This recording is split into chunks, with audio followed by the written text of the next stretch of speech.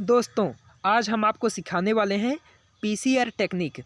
PCR मतलब polymerase chain reaction. Basically PCR तकनीक वह तकनीक होती है जिसका उपयोग करके मनवांछित डीएनए खंड अथवा जीन की ढेर सारी फोटोकॉपी अथवा प्रतिलिपि तैयार की जाती है।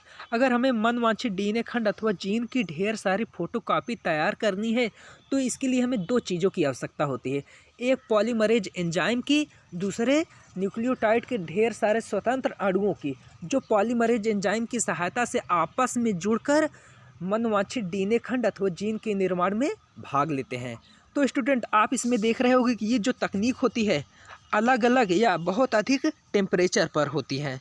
तो इस टेम्परेचर पर हमारे जो ये डीएनए के अणु है खराब ना हो जाए, तो इसके लिए हम क्या करते हैं, ताप रेजिस्टेंस, ताप प्रतिरोधी एंजाइम का उपयोग करते हैं, जिसे क्या कहते हैं, टैक पॉलीमरेज एंजाइम, जिसे थर्मस एक्वाटिकस नामक जीवाणु से प्राप्त किया जाता है। किस एंजाइम का उपयोग करेंगे यहाँ पर? टैक पॉलीमरेज एंजाइम का उपयोग करेंगे, जो ताप प्रतिरोधी एंजाइम होता है, जिसे थर्मस एक्वाटिकस नामक जीवाणु से प्राप्त किया जाता है। अब स्टूडेंट देखते हैं कि हम पीसीआर तकनीक में करते क्या क्या हैं। तो सबसे पहले हम पीसीआर ट्यूब को लेते हैं। ये क्या है? हमारा पीसीआर ट्यूब है। उसके पश्चात इन ट्यूब को ओपन कर लेते हैं, कर लिए। उसके पश्चात प्रत्येक ट्यूब में हम टैक पॉलीमरेज एंजाइम तथा न्यूक्लियोटाइड के स्वतंत्र अणुओं को लोड करते हैं। ये लोड कर दिए गए हैं। उसके पश्चात इन ट्यूबों को पीसीआर मशीन में रखा जाता है। यहाँ पर आपको दिख रहा होगा पीसीआर मशीन में पीसीआर ट्यूब को रखा गया है। उसके पश्चात रखने के पश्चात यहाँ पर दिख रहा होगा आपको, ये डिजिटल फॉर्म में मशीन है। ये आपको यहाँ पर दिख रहा होगा, सारी ट्यूब को लोड कर दिए गए। उसके पश्चात यहाँ पर अलग अलग टेम्परेचर सेट कर दिए जाते हैं जिसमें हमारी पीसीआर प्रक्रिया होती है। और ये जो हमारी प्रक्रिया होती है, ये पीसीआर मशीन में लगे कंप्यूटर में सारी प्रोसेस दिखाई देती हैं। अब स्टूडेंट, हम देखते हैं कि हमारे पीसीआर तकनीक में कौन कौन सी प्रोसेस होती है।